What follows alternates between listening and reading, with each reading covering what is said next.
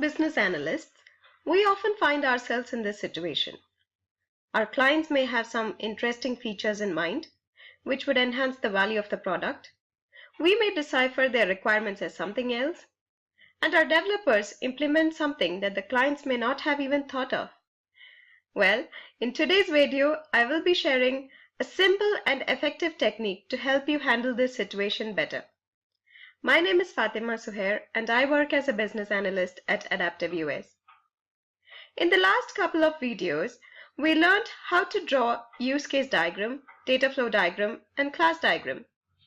Today, let us take up an agile technique called behavior-driven development. Now, behavior-driven development is a great technique to make needs clear. It is designed to improve communication and understanding across all stakeholders. It helps in eradicating ambiguities from requirements and ensures that requirements are understood correctly by all members of the team before proceeding with development. Behavior-driven development also explains the behavior of the application, and they are more user-focused. It uses an example-based approach to clarify requirements. Now, examples are nothing but expressions of real-life business scenarios provided by stakeholders. Examples may also be known as scenarios.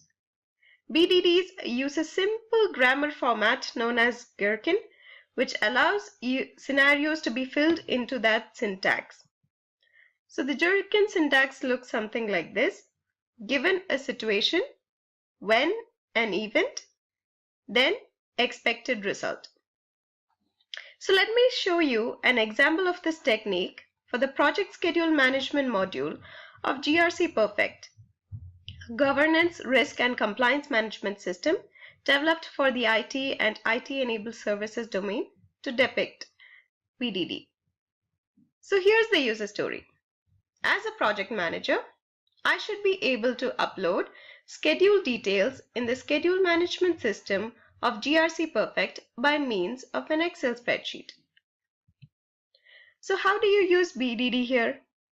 So the syntax, as I explained earlier, is given a situation. So the situation here is I am logged into the schedule management system of GRCPerfect. When an event occurs, the event here is I upload the schedule data by means of an Excel. Then what is the expected result? So when I upload the schedule data by means of an Excel, my Excel file should get uploaded. You can also use AND to add more conditions. So I have added and it should display a message stating data uploaded successfully. And the most recent data should appear first in the project schedule management module. In the event of a failure, I mention another scenario like this. Given the Excel file did not get uploaded, when I upload schedule details by means of an incorrect Excel format, then an error message should be displayed stating data insertion unsuccessful due to incorrect Excel format. So you see, isn't that quite simple? Any business user can easily understand this and give you feedback on whether it actually meets their expectations on what the system should do. It can even lead to thinking of other scenarios that needs to be considered. The structure of BDD is such that it lends itself towards acceptance test automation and supports the production of effective test cases. Tools like Cucumber, SpecFlow, etc. support the use of BDD in projects. These tools will take examples in the Gherkin syntax and allow them to be easily converted into automated tests. Automation of examples enhances and speeds up agile analysis verification and validation activities. However, when you use this technique, make sure you don't miss out the various scenarios which can be associated with a user story. For complex business rules, it's ideal to use a tool to support, as there would be too many scenarios to manage and track. So the next time you find yourself in this situation, Do give this technique a shot.